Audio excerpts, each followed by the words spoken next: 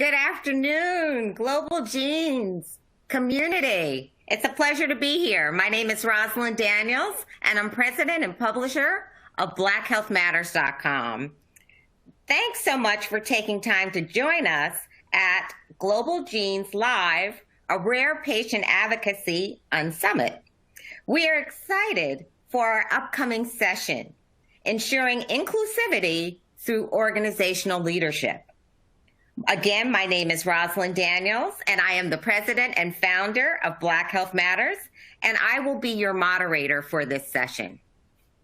Before we get everything kicked off, I wanted to review a few brief housekeeping notes. First of all attendees are currently muted by the moderator to reduce any interruptions. We encourage you to use your chat function in the On24 window for any questions you may have throughout this session, and the moderating team will present these questions to the speaker. To open the chat, please click on the blue chat button located on the meeting controls at the bottom of your screen. If there are questions that are not able to be addressed by the speakers or we run short on time, we will do our best to follow up after the program. Also, make sure to post your top takeaways and fun moments during the Global Genes Live on social media and tag at Global Genes for a chance to be featured on social media channels. The official event hashtag is hashtag 2020 GGS Summit. Again, hashtag 2020 GGS Summit.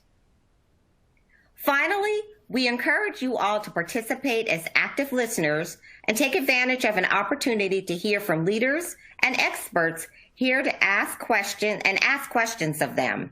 This program is your time to learn and find answers on critical challenges in rare disease research. I am now pleased to welcome our discussion leaders, Melissa Bryce-Gamble, the Executive Director and co-founder of the Global Foundation for Pernessa. I apologize if I mispronounced that disorders. Pernessa Seele, the CEO and founder of Balm and Gilead, and Dube, the CEO of Retroprofen. They will each share a more complete background as we delve into the conversation. But for now, I'd like to invite Melissa to kick things off. Hi, Melissa. Hey, Roslyn. Thanks so much for moderating today. My pleasure. Tell us about your journey. So, as Roslyn said, my name is Melissa Bryce-Gamble. I'm the Executive Director and co-founder of the Global Foundation for Paroxysmal Disorders. We are a 10-year-old nonprofit public charity based in Tulsa, Oklahoma, and we have about 500 patients on our patient registry right now, our patient directory. And we serve patients really around the world and their families. So our mission is to promote research on paroxysmal disorders and support those families, while also working on some advocacy initiatives to help move things forward in the advocacy world for our patient population. So I am also a rare caregiver for my daughter, Ginny. Ginny passed away about 5 years ago. She had a paroxysmal disorder. And we began our journey about 12 years ago now, when we began looking for her diagnosis. So after a 2-year diagnostic odyssey, we found that diagnosis, and shortly thereafter, along with a small group of parents, I helped form the Global Foundation for Paroxysmal Disorders. So that is me. Thanks for having me today. Excellent, excellent. All right, Eric, we're going to go to you. Thank you, Roslyn. I'm Eric Dube. I'm the president and CEO of Retroprofen. We are a small biotech that's focused exclusively on rare disease. Our mission is to identify and develop and deliver therapies for rare and ultra-rare diseases. And I'm honored to be part of this important panel representing my colleagues at Retroprofen, who many of us are personally impacted by rare disease. I myself am a 2-time rare cancer survivor, and I can speak for all of our employees that we are absolutely committed to addressing the challenges that we often face in rare disease for every patient that may be affected by a rare disease that we can help. Excellent. And Pernessa.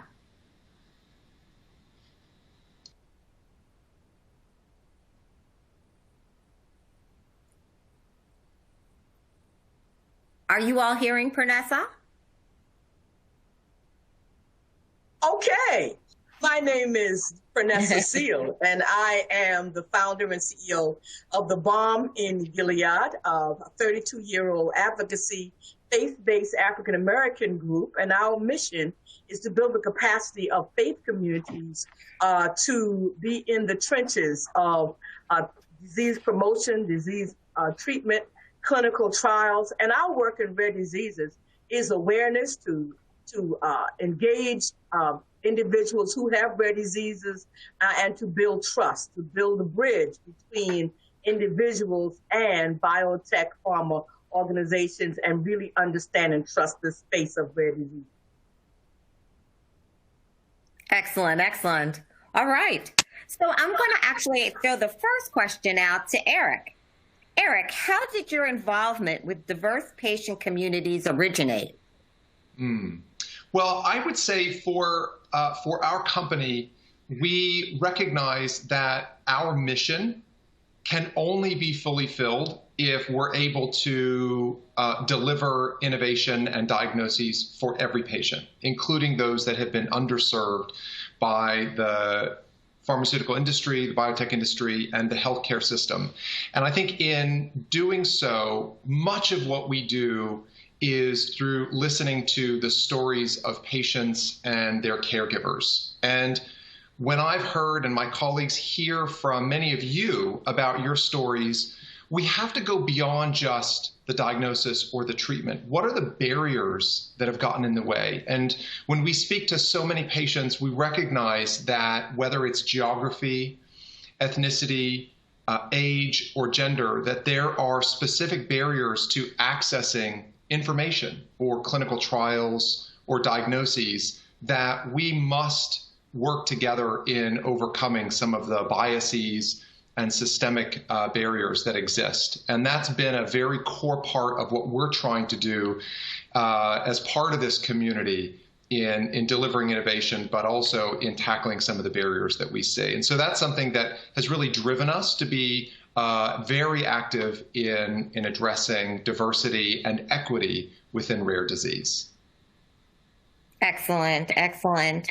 So as a company and industry leaders, what initially prompted your hands-on role, Eric, in ensuring outreach to patients, meaning all patients? Mm-hmm. Well, I think, again, it goes back to listening to the stories within the rare disease community, but also in looking at the demographics of whether it is clinical trial engagement or in registries or in the diagnostic odyssey that patients have. And when we look within certain diseases that may disproportionately affect certain communities, we're seeing, for example, within African American and Latinx communities that once diagnosed, there is worse outcomes in, for example, rare renal diseases because of some of these access barriers and the systemic biases that have existed. And so I think that's really when we saw that and we realized that there's so much more that we have to do to fully deliver the hope that a new therapy or diagnosis can provide. We have to work on some of these. But we're one company, and so part of what we need to do is to work together in addressing some of these. And I think that's really what has taken us on this journey and has reinforced our commitment to this mission for every patient within the rare disease community. Excellent. Now, Pernessa, what we're hearing is that when you're trying to educate various populations about chronic disease, that trust is important. Do you have any recommendations on how to build trust with diverse patient communities? Well, I think that it's thank you, Roslyn. I think that it's very important that when we work with companies that they're very clear and honest and transparent about why African Americans and other diverse populations do not trust. And we have to be able to really talk about the historical context of what brings us to these moments where you may have a rare disease, but you do not trust at the point of getting it in clinical trials.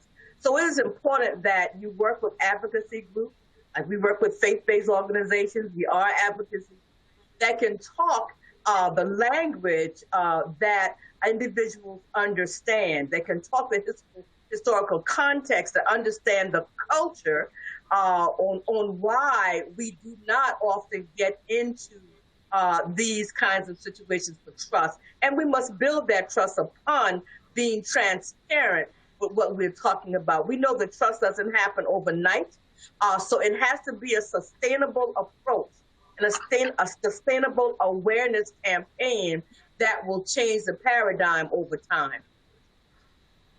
Excellent.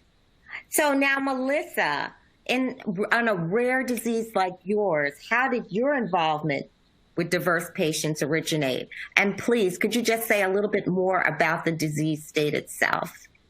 Sure, absolutely. So I just want to make sure that I mention that I am certainly not an expert on diversity, equity, and inclusion, but we are striving, and our organization is striving in that direction. So paroxysmal disorders impact all systems of the body. It's a rare terminal disease that can be diagnosed in childhood. And in fact, a newborn screening for this disease is now on the RUSC. So we are hoping to get more patients in the coming years. So how did our organization get started in our diversity and inclusion work? As I mentioned, we're about 10 years old. And we had the good fortune of some of our very early on board members, family members, caregivers of patients with paroxysmal disorders, really saying, this is an issue. And we